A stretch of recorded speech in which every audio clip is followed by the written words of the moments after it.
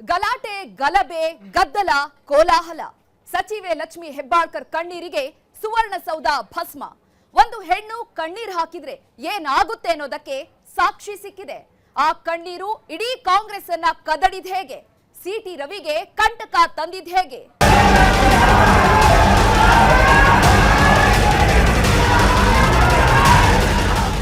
ಬಹಳ ನೋವಾಗಿದೆ, ಬಹಳ ಗಟ್ಟಿಗಿತ್ತಿ ಅಂತ ಇದ್ರು. ನನಗೆ ರಾಣಿ ಚೆನ್ನಮ್ಮ ಅಂತ ಇದ್ರು. ನೋವಾಗಿದೆ.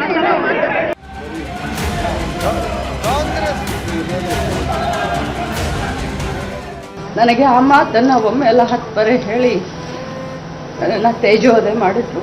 ಇದಕ್ಕೆಲ್ಲ ಹೆದರೋದಿಲ್ಲ ನಾನು, ಆದರೆ ನಾನು ಕೂಡ ಒಬ್ಬ ತಾಯಿ. ನನಗೆ ಆ ಪದವನ್ನ ಬಳಸಲಿಕ್ಕೆ ತುಂಬಾ ಅಸಹ್ಯ ಆಗುತ್ತೆ. ರಾಜಕಾರಣ ಮಾಡಿಕೊಂಡು ಕೈಲಾದಷ್ಟು ಜನರ ಸೇವೆಯನ್ನ ಮಾಡ್ಕೊಂಡಿದ್ದ.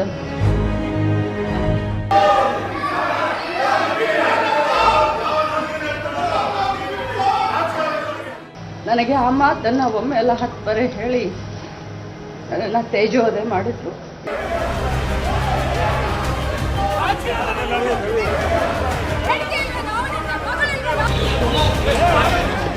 ಸಚಿವೆ ಲಕ್ಷ್ಮಿ ಹೆಬ್ಬಾಳ್ಕರ್ ಕಣ್ಣೀರಾಕಿದ್ದಾರೆ. ನಾನು ಒಬ್ಬ ತಾಯಿ, ನಂಗೆ ಅವಮಾನ ಆಗಿದೆ ಅಂತ ಕಣ್ಣೀರು ಸುರಿಸಿದ್ದಾರೆ. ನಂಗೆ ಈ ರೀತಿ ಆದ್ರೆ ಬೇರೆ ಹೆಣ್ಣು ಮಕ್ಕಳ ಸ್ಥಿತಿ ಏನು ಅಂತ ಭಾವುಕರಾಗಿದ್ದಾರೆ. ನಾನು ಒಬ್ಬ ತಾಯಿ, ನಾನು ಒಬ್ಬ ಅಕ್ಕ, ನಾನು ಒಬ್ಬ ಅತ್ತೆ, ನಂಗೆ ಅವಮಾನವಾಗಿದೆ ಅಂತ ಆರೋಪಿಸ್ತಾಗಿದ್ದಾರೆ. ಆ ಆರೋಪವೇ ಇಡೀ ಸುವರ್ಣಸೌಧಕ್ಕೆ ಬೆಂಕಿ ಹೊತ್ತಿಸಿದೆ. ಇಡೀ ಬೆಳಗಾವಿಯಲ್ಲಿ ಕೋಲಾಹಲ ಹುಟ್ಟಾಕಿದೆ. ರಾಜ್ಯದಲ್ಲಿ ಸಂಚಲನ ಸೃಷ್ಟಿಸಿದೆ. ಬಿಜೆಪಿ ಮತ್ತು ಕಾಂಗ್ರೆಸ್ ನಡುವೆ ಜಟಾಪಟಿಗೆ ಕಾರಣವಾಗಿದೆ. ಎಲ್ಲಕ್ಕಿಂತ ಹೆಚ್ಚಾಗಿ ಬಿಜೆಪಿ ನಾಯಕ ಸಿಟಿ ರವಿಗೆ ಸಂಕಷ್ಟವೊಂದು ತಂದೊಡ್ಡಿದೆ. ಇದಕ್ಕಿಂತ ಮುಖ್ಯವಾಗಿ ಹೆಣ್ಣಿನ ಕಣ್ಣೀರಿಗೆ ಏನೇನಾಗ್ಬೋದು ಅನ್ನೋದಕ್ಕೆ ಸಾಕ್ಷ್ಯವೊಂದನ್ನ ಕೊಡ್ತಿದೆ. ಹೆಣ್ಣಿನ ಕಣ್ಣೀರು ಯಾವ ರೀತಿ ಕೋಲಾಹಲ ಸೃಷ್ಟಿಸಬಹುದು ಅನ್ನೋದಕ್ಕೆ ನಿದರ್ಶನ ಕೊಡ್ತಿದೆ. ನನಗೆ ಆ ಪದವನ್ನ ಬಳಸಲಿಕ್ಕೆ ತುಂಬಾ ಅಸಹ್ಯ ಆಗುತ್ತೆ, ಆದರೆ ನಾನು ಕೂಡ ಒಬ್ಬ ತಾಯಿ, ಒಬ್ಬ ಅಕ್ಕ, ಒಬ್ಬ ಅತ್ತೆ. ಕೇಳಿದವರು ಬಂದು ನನಗೆ ಪಕ್ಕಕ್ಕೆ ಬಂದು ಹೇಳ್ತಾರೆ, ಸಾರಿ ಅಂತ ಹೇಳ್ತಾರೆ. ಆದರೆ ಯಾರು ಕೂಡ ಅದನ್ನು ಖಂಡಿಸ್ಲಿಲ್ಲ. ನಮ್ಮ ಪಕ್ಷದವ್ರು ನನ್ನ ಬೆನ್ನಿಗೆ ನಿಂತ್ಕೊಂಡು ಬಹಳ ಹರ್ಟ್ ಆಗುತ್ತೆ. ಲಕ್ಷ್ಮಿ ಹೆಬ್ಬಾಳ್ಕರ್ ಕಣ್ಣೀರಿಗೆ ಬೆಳಗಾವಿ ಸುವರ್ಣಸೌಧ ಸ್ತಬ್ಧ. ಲಕ್ಷ್ಮಿ ಕಣ್ಣೀರಿಗೆ ಪಕ್ಷಗಳ ನಡುವೆ ನಡೆಯಿತು ಭಾರೀ ಜಟಾಪಟಿ. ಬಿಜೆಪಿ ನಾಯಕ ಸಿಟಿ ರವಿ ಕಣ್ಣೀರು ತಂದ ಸಂಕಷ್ಟವೇನು? ಹೆಣ್ಣೊಬ್ಬಳ ಕಣ್ಣೀರು ಏನ್ ಬೇಕಾದ್ರೂ ಮಾಡಬಹುದು. ಹೆಣ್ಣು ಕಣ್ಣೀರ್ ಹಾಕಿದ್ದಕ್ಕೆ ಸಾಮ್ರಾಜ್ಯಗಳೇ ನಾಶವಾಗಿರೋ ಕಥೆ ಪುರಾಣಗಳು ನಮ್ಮಲ್ಲಿವೆ. ಹೆಣ್ಣಿನ ಕಣ್ಣೀರು ಎಷ್ಟು ಶಕ್ತಿಶಾಲಿ ಅನ್ನೋದನ್ನು ಆ ಕಥೆಗಳು ನಮಗೆ ಆಗಾಗ ನೆನಪು ಮಾಡ್ತಾವೆ. ಈಗ ಹೆಣ್ಣೊಬ್ಬರ ಕಣ್ಣೀರಿಗೆ ಇಡೀ ರಾಜ್ಯ ತಲ್ಲಣಿಸಿದೆ. ಬಿಜೆಪಿ ಮತ್ತು ಕಾಂಗ್ರೆಸ್ ಪರಸ್ಪರ ಹೊಡೆದಾಡ್ಕೊಳ್ತಿವೆ. ಎರಡೂ ಪಕ್ಷಗಳ ಕಾರ್ಯಕರ್ತರು ಅಖಾಡಕ್ಕಿಳಿದು ಬಡಿದಾಡಿಕೊಂಡಿದ್ದಾರೆ. ಬಿಜೆಪಿ ಪಕ್ಷದ ನಾಯಕ ಸಿಟಿ ರವಿ ಕಾನೂನು ಕುಣಿಕೆಯಲ್ಲಿ ಸಿಕ್ಕು ಒದ್ದಾಡಿದ್ದಾರೆ. ಇಷ್ಟೆಲ್ಲ ಗಲಾಟೆ, ಗದ್ದಲ, ಕೋಲಾಹಲವನ್ನ ಸೃಷ್ಟಿ ಮಾಡಿದೆ ಆ ಕಣ್ಣೀರು. ಆ ಕಣ್ಣೀರಿನ ಪೆಟ್ಟಿಗೆ ಸಿಟಿ ರವಿ ಚೇತರಿಸಿಕೊಳ್ಳೋಕೆ ಸಾಧ್ಯನೇ ಇಲ್ಲ ಅನ್ನೋ ಪರಿಸ್ಥಿತಿ ಸೃಷ್ಟಿಯಾಗಿದೆ. 2 ಬಾರಿ ಲಕ್ಷ್ಮಿ ಕಣ್ಣೀರಿಗೆ ಗಲಾಟೆ, ಕೋಲಾಹಲ ಸೃಷ್ಟಿ. ಸದನದಲ್ಲಿ ಹೆಬ್ಬಾಳ್ಕರ್ ಅಳು, ಮುಂದಾಗಿದ್ದೇ ಘನಘೋರ. ಎಸ್, ಲಕ್ಷ್ಮಿ ಹೆಬ್ಬಾಳ್ಕರ್ ಕಣ್ಣೀರು ಕೋಲಾಹಲ ಸೃಷ್ಟಿಸಿದೆ. ಅವರು ಮೊದಲು ಕಣ್ಣೀರು ಹಾಕಿದ್ದು ವಿಧಾನ ಪರಿಷತ್ನಲ್ಲಿ. ಇದು ಸಿಟಿ ರವಿ ಅಶ್ಲೀಲ ಪದ ಬಳಕೆ ಮಾಡಿದ್ರು ಅಂತ ಹೇಳೋದಕ್ಕೆ ಮುಂಚಿನ ದೃಶ್ಯ. ಈ ದೃಶ್ಯದಲ್ಲಿ ಸಚಿವೆ ಲಕ್ಷ್ಮಿ ಹೆಬ್ಬಾಳ್ಕರ್ ಅಂಬೇಡ್ಕರ್ ಫೋಟೋ ಹಿಡಿಕೊಂಡಿದ್ದಾರೆ. ಅಮಿತ್ ಶಾ ವಿರುದ್ಧ ಮತ್ತು ಬಿಜೆಪಿ ವಿರುದ್ಧ ಘೋಷಣೆ ಕೂಗ್ತಾಗಿದ್ದಾರೆ. ಅದೇ ಸ್ಥಳದಲ್ಲಿ ಸಿಟಿ ರವಿ ಕೂಡ ಇದ್ದಾರೆ. ಒಂದು ಕೈಯಲ್ಲಿ ಅಂಬೇಡ್ಕರ್ ಅನ್ನ ಸೋಲಿಸಿದ್ದು ಕಾಂಗ್ರೆಸ್ ಅನ್ನೋ ಭಿತ್ತಿ ಪತ್ರ ಆಗಿದ್ರೆ, ಅವರು ಕೂಡ ಮತ್ತೊಂದು ಕೈಯಲ್ಲಿ ಅಂಬೇಡ್ಕರ್ ಫೋಟೋ ಹಿಡಿದಿದ್ದಾರೆ. ಈ ಟೈಮಲ್ಲೇ ಗದ್ದಲದ ಕಾರಣಕ್ಕೆ ಕಲಾಪ ಮುಂದೂಡಲಾಗ್ತಿತ್ತು. ಮುಂದೂಡಿದ ನಂತರ ಲಕ್ಷ್ಮಿ ಹೆಬ್ಬಾಳ್ಕರ್ ತಮ್ಮ ಆಸನದಲ್ಲಿ ಕೂತ್ಕೋತಾರೆ. ಮತ್ತೊಂದ್ ಕಡೆ ನಿಂತ್ಕೊಂಡಿರೋ ಸಿಟಿ ರವಿ ಸ್ವಲ್ಪ ಹೊತ್ತು ಏನೋ ಮಾತಾಡಿದ್ದಾರೆ. ಇದೇ ವೇಳೆ ಲಕ್ಷ್ಮಿ ಹೆಬ್ಬಾಳ್ಕರ್ಗೆ ಅಶ್ಲೀಲ ಪದ ಬಳಸಿದ್ದಾರೆ ಎನ್ನಲಾಗ್ತಿದ್ದು. ಸ್ವಲ್ಪ ಹೊತ್ತು ಅಲ್ಲೇ ಕುಳಿತಿದ್ದ ಸಚಿವೆ ಲಕ್ಷ್ಮಿ ಹೆಬ್ಬಾಳ್ಕರ್ ಕಾಂಗ್ರೆಸ್ ನಾಯಕ ಹರಿಪ್ರಸಾದ್ಗೆ ವಿಷಯ ಮುಟ್ಟಿಸಿದ್ದಾರೆ. ಅಲ್ಲಿಂದಲೇ ಪರಿಷತ್ನಲ್ಲಿ ಸಮರ ಶುರುವಾಗಿದೆ. ಆ ಸಮರಕ್ಕೆ ತುಪ್ಪ ಸುರಿದಿದ್ದು ಲಕ್ಷ್ಮೀ ಹೆಬ್ಬಾಳ್ಕರ್ ಕಣ್ಣೀರು.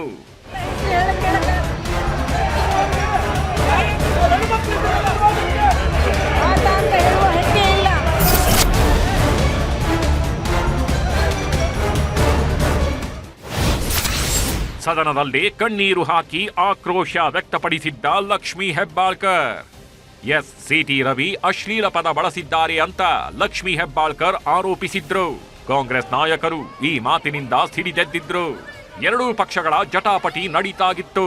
ಇದೇ ವೇಳೆ ಲಕ್ಷ್ಮೀ ಹೆಬ್ಬಾಳ್ಕರ್ ಕಿಡಿಕಾರಿದ್ದಾರೆ. ನಿಮಗೆ ತಾಯಿ ಇಲ್ವಾ, ಮಗಳಿಲ್ವಾ ಅಂತ ಸದನದಲ್ಲಿ ಆಕ್ರೋಶ ಹೊರಹಾಕಿದ್ದಾರೆ. ಅದಾದ ನಂತರ ಸದನದಲ್ಲಿ ಎಲ್ಲರ ಮುಂದೆ ಕಣ್ಣೀರು ಹಾಕಿರೋ ಲಕ್ಷ್ಮೀ ಹೆಬ್ಬಾಳ್ಕರ್ ಅಲ್ಲಿಂದ ತೆರಳಿದ್ದಾರೆ. ಲಕ್ಷ್ಮೀ ಹೆಬ್ಬಾಳ್ಕರ್ ಏನೋ ಅಲ್ಲಿಂದ ತೆರಳಿದ್ರು. ಆದ್ರೆ ಆಮೇಲೆ ಸುವರ್ಣಸೌಧ ನಡುಗೋ ಘಟನೆ ನಡೆಯಿತು.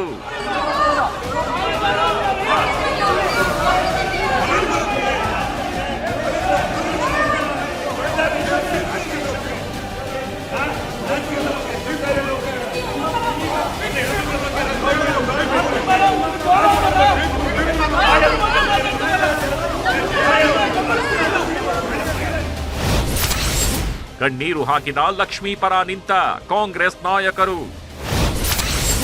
ತಮ್ಮ ನಾಯಕಿ ಕಣ್ಣೀರು ಕಂಡು ರೊಚ್ಚಿಗೆದ್ದ ಅಭಿಮಾನಿಗಳು. ಬೆಳಗಾವಿ, ಅದು ಲಕ್ಷ್ಮೀ ಹೆಬ್ಬಾಳ್ಕರ್ ಕೋಟೆ. ಜಾರಕಿಹೊಳಿ ಬ್ರದರ್ಸ್ ಹವಾ ಬೆಳಗಾವಿಯಲ್ಲಿ ಎಷ್ಟಿದೆಯೋ ಅಷ್ಟೇ ಹವಾಗಿಟ್ಟಿದ್ದಾರೆ ಲಕ್ಷ್ಮೀ ಹೆಬ್ಬಾಳ್ಕರ್. ದಶಕಗಳಿಂದ ರಾಜಕೀಯದಲ್ಲಿರೋ ಲಕ್ಷ್ಮೀ ಹೆಬ್ಬಾಳ್ಕರ್ ಒಂದಷ್ಟು ಅಭಿಮಾನಿಗಳನ್ನ ಸೃಷ್ಟಿಸಿಕೊಂಡಿದ್ದಾರೆ. ಬೆಳಗಾವಿಯಲ್ಲಿ ತಮ್ಮದೇ ಆದ ಅಭಿಮಾನಿಗಳ ಕೋಟೆಯನ್ನು ಅವರು ಹೊಂದಿದ್ದಾರೆ. ಬೇರೆ ಕಡೆಯಲ್ಲಿ ಇಂಥ ಘಟನೆ ನಡೆದಿದ್ರೆ ಏನಾಗ್ತಿತ್ತೋ ಗೊತ್ತಿಲ್ಲ. ಆದ್ರೆ ಬೆಳಗಾವಿಯಲ್ಲೇ ತಮ್ಮ ನಾಯಕಿ ಕಣ್ಣೀರು ಹಾಕಿರೋದನ್ನ ನೋಡಿ ಕಾಂಗ್ರೆಸ್ ನಾಯಕರು ಮತ್ತು ಲಕ್ಷ್ಮಿ ಅಭಿಮಾನಿಗಳು ರೊಚ್ಚಿಗೆದ್ದಿದ್ರು. ವಿಷಯ ಗೊತ್ತಾಗ್ತಾಗಿದ್ದಂತೆ ಸುವರ್ಣಸೌಧದ ಬಳಿ ಜಮಾಯಿಸಿದ್ರು. ಸ್ವಲ್ಪ ಹೊತ್ತಲ್ಲೇ ರಣಾಂಗಣ ಸೃಷ್ಟಿಸಿದ್ರು. ಸಿಟಿ ರವಿಗೆ ಮುತ್ತಿಗೆ ಹಾಕೋ ಪ್ರಯತ್ನ ಕೂಡ ನಡೆದಿತ್ತು. ಆದ್ರೆ ಪೊಲೀಸರು ಅದಕ್ಕೆ ಅವಕಾಶ ಕೊಡಲಿಲ್ಲ.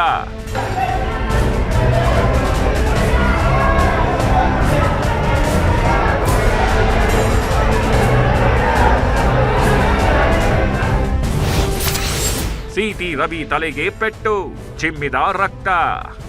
ಲಕ್ಷ್ಮಿ ಕಣ್ಣೀರಿನ ಪ್ರಭಾವ ಯಾವ ರೀತಿ ಇತ್ತು ಅಂದ್ರೆ ಒಂದು ಟೈಮಲ್ಲಂತೂ ಸುವರ್ಣಸೌಧದೊಳಗೆ ಕಾಂಗ್ರೆಸ್ ಕಾರ್ಯಕರ್ತರು ಮತ್ತು ಅಭಿಮಾನಿಗಳು ನುಗ್ಗಿದ್ರು.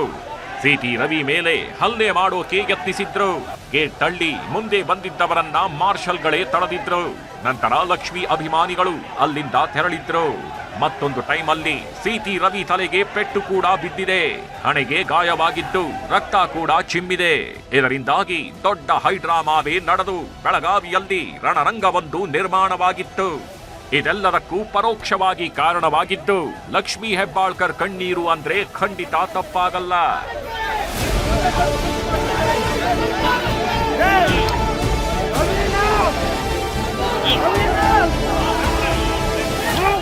ಸುವರ್ಣಸೌಧದಲ್ಲಿ ಏನ್ ನಡೀತು ಅಂತ ಶುಕ್ರವಾರ ಲಕ್ಷ್ಮೀ ಹೆಬ್ಬಾಳ್ಕರ್ ಹೇಳಿದ್ದಾರೆ. ಈ ವಿಚಾರವನ್ನು ಹೇಳೋವಾಗ ಕಣ್ಣೀರಿಟ್ಟಿದ್ದಾರೆ. ಸಿಟಿ ರವಿ ನನ್ನ ನೋಡಿ ಪದೇ ಪದೇ ಅಶ್ಲೀಲ ಪದ ಬಳಸಿದ್ರು. ನನಗೆ ಆ ಪದ ಹೇಳೋಕು ಅಸಹ್ಯ ಆಗತ್ತೆ. ನಾನು ಕೂಡ ಒಬ್ಬ ತಾಯಿ, ನನಗೆ ಅಪಮಾನವಾಗಿದೆ. ನಾನು ಒಂದು ಇರುವೆಗೂ ನೋವು ಮಾಡಿದವಳಲ್ಲ. ಸದನದಲ್ಲಿದ್ದವರು ಯಾರೂ ಇದನ್ನ ಖಂಡಿಸಲಿಲ್ಲ. ಸದನದಲ್ಲಿ ಇದ್ದವರೆಲ್ಲ ಧೃತರಾಷ್ಟ್ರನಂತೆ ಇದ್ರು. ನನ್ನ ಪಕ್ಷ ನನ್ನ ಜೊತೆ ಇದೆ ಅಂತ ಕಣ್ಣೀರು ಹಾಕಿದ್ದಾರೆ. ಇಂಥ ಸಂದರ್ಭದಲ್ಲಿ ನನಗೆ ಆ ಮಾತನ್ನ ಒಮ್ಮೆ ಎಲ್ಲ 10 ಬರೆ ಹೇಳಿ ನನ್ನನ್ನು ತೇಜೋವಧೆ ಮಾಡಿದ್ರು. ಇದಕ್ಕೆಲ್ಲ ಹೆದರೋದಿಲ್ಲ ನಾನು. ಆದರೆ ನಾನು ಕೂಡ ಒಬ್ಬ ತಾಯಿ, ಒಬ್ಬ ಅಕ್ಕ, ಒಬ್ಬ ಅತ್ತೆ. ಇವತ್ತು ನನ್ನನ್ನು ನೋಡಿ ಸಾವಿರಾರು ಮಹಿಳೆಯರು ರಾಜಕಾರಣಕ್ಕೆ ಬರಬೇಕು ಅಂತ ಅಂತಿರ್ತಾರೆ. ಇರುವಂಥ ನಮ್ಮವ್ರಿಗೇನೆ ಅದು ಸದನದಲ್ಲಿ ಈ ರೀತಿ ಮಾತಾಡಿದ್ರೆ ಬಹಳ ಹರ್ಟ್ ಆಗುತ್ತೆ. ಇದೆಲ್ಲ ಹೇಳಿರೋ ಲಕ್ಷ್ಮೀ ಹೆಬ್ಬಾಳ್ಕರ್ ಅಳುತ್ತಲೇ ಮನೆಗೆ ತೆರಳಿದ್ದಾರೆ. ಸದನದೊಳಗಿನ ಕಣ್ಣೀರು ಮತ್ತು ಸದನದ ಹೊರಗಿನ ಸಿಟಿ ರವಿಗೆ ಮತ್ತಷ್ಟು ಸಂಕಷ್ಟ ತಂದೊಡ್ಡತ್ತೆ ಅಂತ ಹೇಳಲಾಗ್ತಿದೆ.